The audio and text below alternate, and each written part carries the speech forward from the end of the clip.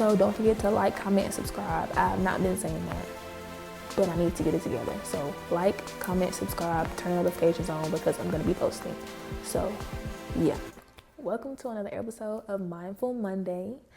Let's get right into it.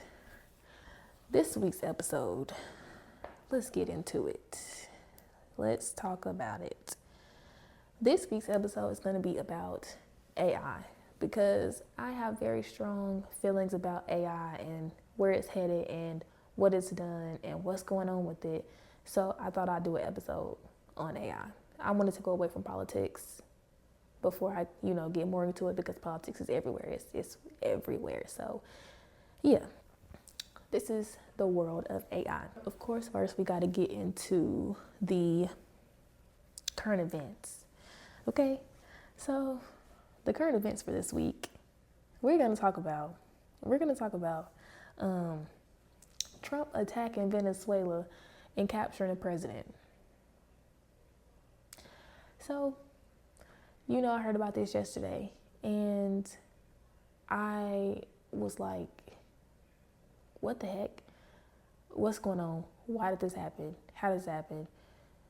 What's going on? Is it legal? Is it possible? Huh? So apparently he did what he could do. Trump can do it. Trump gonna be Trump. Trump gonna do what he wanna do, okay? I think we've all established that by now. And I personally think it's because of the oil. That's what a lot of people think. It's because of the oil that they have, and that's what that is. Me personally, I feel like we need to focus on domestic affairs. We need to focus on what's going on in America. We have homeless people. We have people who can't pay their rent. We have people who don't have no cars. We have people my age, our age, who still living with our parents. Some of us are, some people are. And that's not a problem. I recommend living with your parents as long as possible in this economy because, yeah. But back then we didn't have to do that. So I just feel like, or back then they didn't have to do that because we live a different life from our parents, right? Yeah. I just feel like we have a lot more stuff to focus on than to be going in other people's backyards, okay? He can't even run our country. And he's going somewhere else talking about he gonna run their country. Oh. Now, I saw the Venezuelans, they were cheering, they were happy. Apparently that president was not good for them either. But unfortunately they must not know. They must not know who we got because it's not great. It's not great. Not a better alternative to what they had. And I've been seeing a lot of Venezuelan people on TikTok talking about, they've been describing what he's done to their country, what their president has done to their country, and how he's just messed it up and done this and done that. And it sounds very similar to what Trump does. So that's neither here nor there. I just hope and pray that I hope I'm just gonna hope and pray for him. That's what I'm gonna do. Next, we have the ISIS attack that was gonna take place in Mint Hill, North Carolina. And if you didn't know, I'm from North Carolina. And when I saw this on Facebook, and I saw the mugshot in our little Gaston County, in our little mugshot Facebook page or whatever of the kid, and I was like, oh, this is pretty close. So apparently, there was an 18-year-old dude named Christian Sturdivant. I think that's how you say his name. He was 18 years old, and he apparently reached out to a person that he thought was a part of ISIS, and it was really an FBI agent, and he was making plans since last year at some point, and he said on New Year's that he was going to go to a local grocery store and he was going to attack people with knives and I think a hammer, and then he said he was going to purchase a gun or something and do an attack on them. But he wasn't talking to ISIS, apparently. Obviously, he was talking to an FBI agent. So they went and got his little tail. So, as they should have. That's what he gets. Okay. Next. This is kind of random, but if you don't know Hannah Dugan, she was a judge, I believe in, was it Minnesota? Hold up. Wisconsin. She was charged with felony obstruction of justice because there was a guy named Eduardo Flores Ruiz, and he was an immigrant, but she felt like that they wrongfully arrested him. So her and his lawyer tried to get him out of the courthouse, and then they chased him or whatever. So she got charged with that, which round of applause for her for trying to get somebody, an immigrant, to get out, because they've been doing, ICE has been doing too much. But apparently today she resigned from her position instead of getting impeached. So, I think she was on the right side of justice for this one. But, other people may disagree. But yeah, so that's the 3 current events for this week. So now let's get into the main topic of this episode. All right. So we're getting into AI. And what is AI? AI is everywhere. AI is in your cars, your phones, planes, anything and everything. AI is everywhere. It's changing how the world works, how it functions, how fast it's going, how fast it's advancing. It's literally everywhere. Now, there are 2 types of AI right now, and that is narrow AI and there's general AI. We're going to start with narrow. Narrow AI is pretty much AI that it can only do what it's programmed to do, pretty much. So it can only go based off data that's put into its system and do what it's told. So you have vending machines. Vending machines, you put in boop, boop, boop. It's only going to go boom, get your drink, put it down. It's very simple. It's very simple machinery and stuff like that. So it's like vending machines, Siri. I think another example I have, facial recognition. It has to be based off of data. So pretty much it can't go outside of the realm of what it's programmed to do. Nothing more, nothing less. So next we have general AI. General AI is the one where it can pretty much do human-like things. It can adapt to situations, circumstances. It's kind of like, for example, ChatGPT. ChatGPT is an example of general AI where you can type something in and then you could tell it to add this in, add that in. It can adapt to whatever you tell it to do. They're still developing general AI, or they call it artificial intelligence, because it's still growing. They're still figuring things out. So it's not too many examples of that just yet, but ChatGPT is one of them. People can communicate with it. It can come up with whatever you ask about, it's going to tell you something. You can have a whole conversation with it. You can tell it how you feel. It's going to adapt to whatever you say. So those are examples of narrow and general AI. Let's get into the pros and the cons of AI for me, what I think, and also what I researched, but what I think, some of them, what I think. So the pros, of course, would be that it can do human-like things. It can do human-like things more efficiently, faster. It can do more dangerous jobs easier for people. It can pretty much think for us. That can be a pro if it's used correctly. Also, it can help improve healthcare. So machinery, devices, automated wheelchairs, stuff like that. It can definitely help with healthcare in those ways. It can help with, reading temperatures easier. It can do a lot of things. Those are some pros. Now let's get to the cons, because as you might can tell, I think the cons are outweighing the pros right now. 1, the programmers of these can be biased. They can be biased, they can be corrupt. We got enough corruption in the world right now. And we don't need corruption or bias in these freaking robots, okay? We don't need bias. We don't need that, okay? I think that's a big deal. I feel like humans are they can be naturally selfish. They can be naturally unethical sometimes. So depending on what the AI is or what it's used for, it could be used for the wrong thing. It could be programmed to do the wrong thing. It could be programmed to give misinformation. It could be programmed to do a lot of things. So I think that's definitely a con. This is the big one for me. This is probably the biggest problem for me that I always speak about when I speak about AI. I think it is going to take away critical thinking for kids. Let me say it again. I think it's going to take away critical thinking for kids. I feel like teachers already complain that after 2020, kids are not reading. They don't want to do any work. They don't understand things. They don't understand simple instructions. There have been a lot of complaints from teachers naturally about students and how they perform nowadays. The grades are bad. Everything's just going downhill in the education system, period. So now you add AI, you add ChatGPT. I feel like it's literally just going to take away the critical thinking for kids and even adults. I feel like I feel like adults are going to also use ChatGPT to where they don't have to think about anything. And I feel like we do need to think. We need to figure out how to make our own meal plans. We need to figure out how to be nutritious in our own way or get a nutritionist. We need to figure out how to, I mean, it's free. And you know, if you can do it free, do it free. If ChatGPT is how you gonna do it, cool.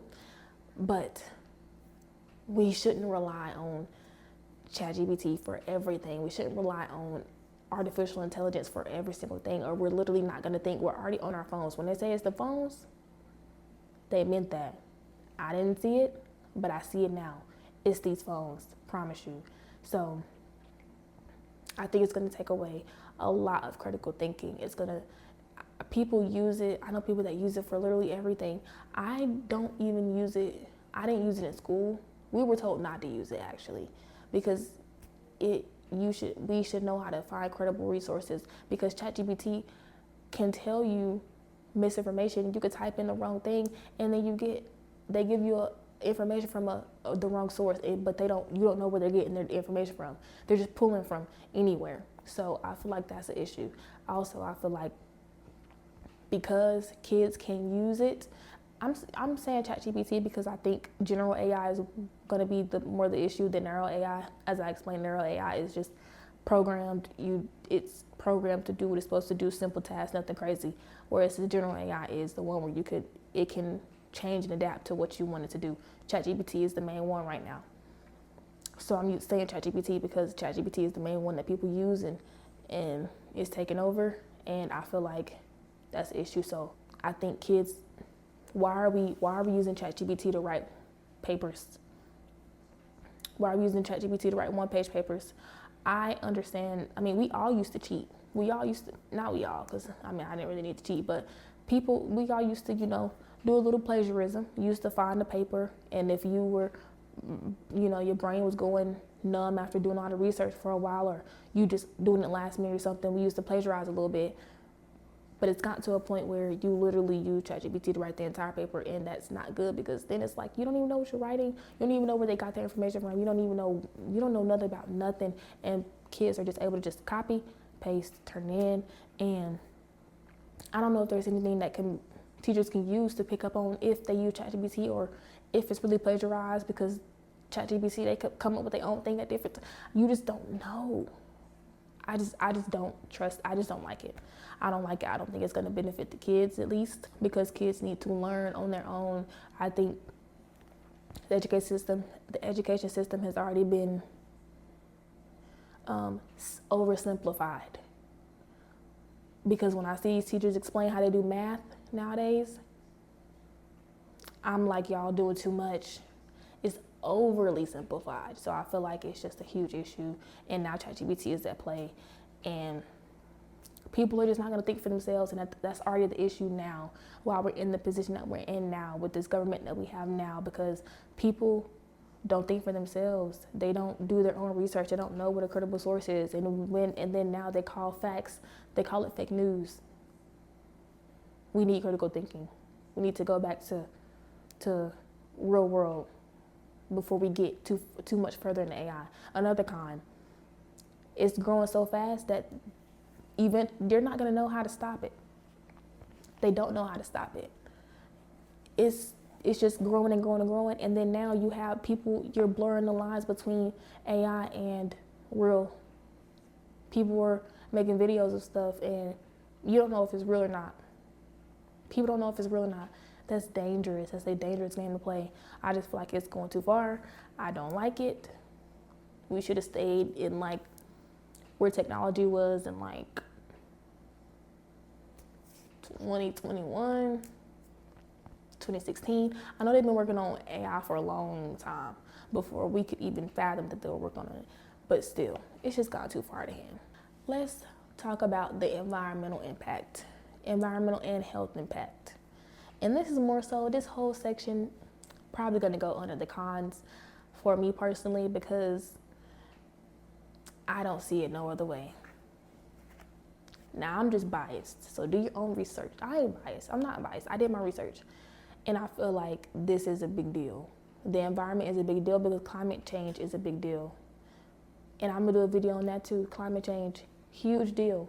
So this is why this section right here is very important to me, and it's a big problem. These AI data centers, they require so much energy. They require tons, hundreds of tons of water and energy. Watts. It's releasing a lot. It's releasing a lot of carbon dioxide into the air. It's releasing a lot of carbon emissions. Not great. When you have too much, that's how the pollution is in the air. That's how a lot of things are messing with climate change. Climate change, heat, power, energy, everything goes into climate change. So when you are using so much of that energy, it's not good. Also, water. We only have so much fresh water resources nowadays, and now it's being used up very, very much so by these data centers. These data centers need hundreds of thousands of gallons of water daily to be cooled down, and that's a lot of water. We're already running out of water.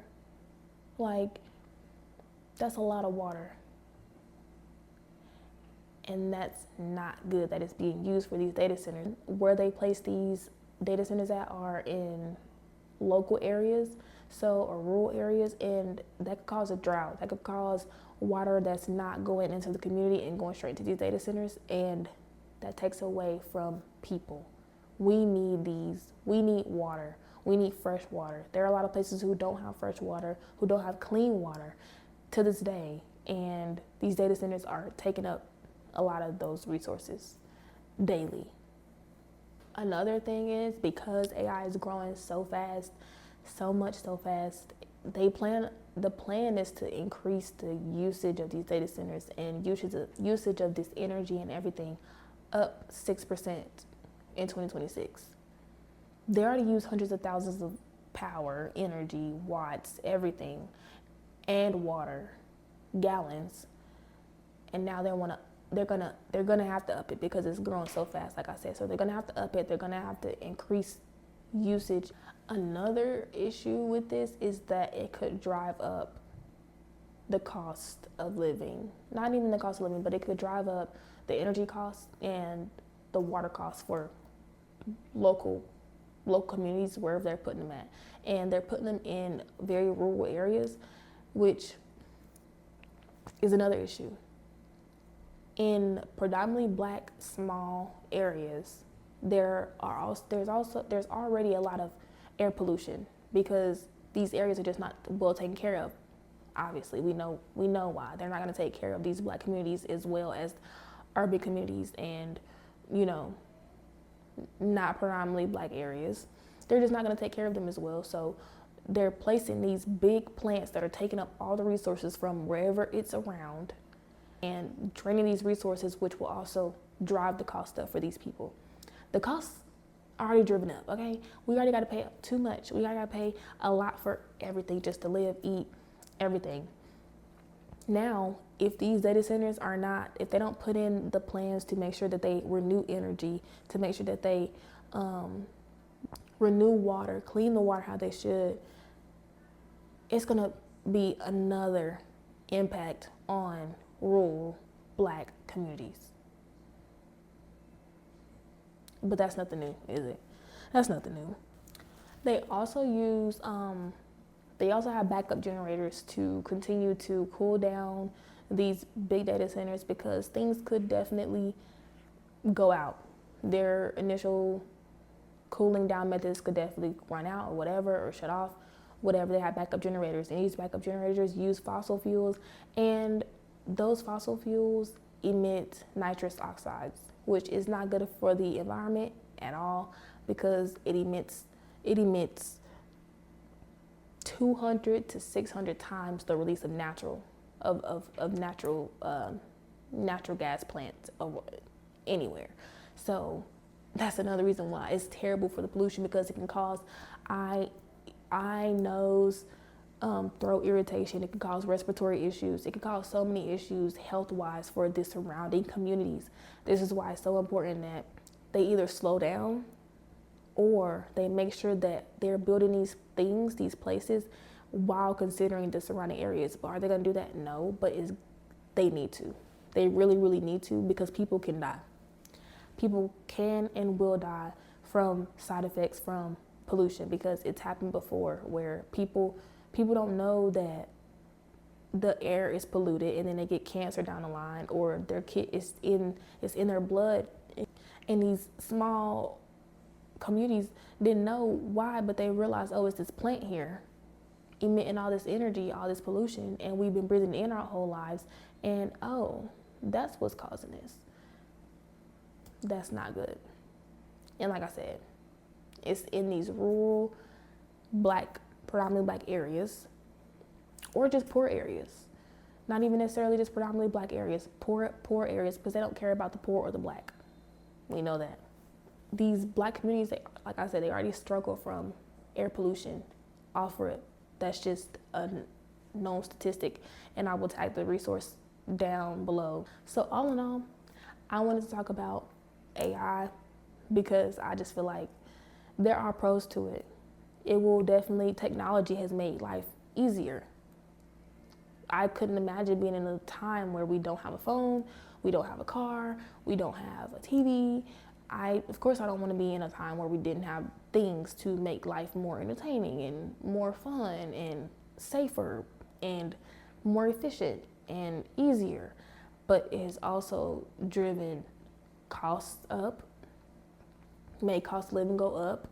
It has also made everything go up, food, everything. It has made a very blurred line between real and fake. It has made a very blurred line between, real and fake, yeah, because even credible sources and not credible sources, and everything that I talked about in this video. So I hate to rain on the parade of AI, but that's what this video is definitely about, okay?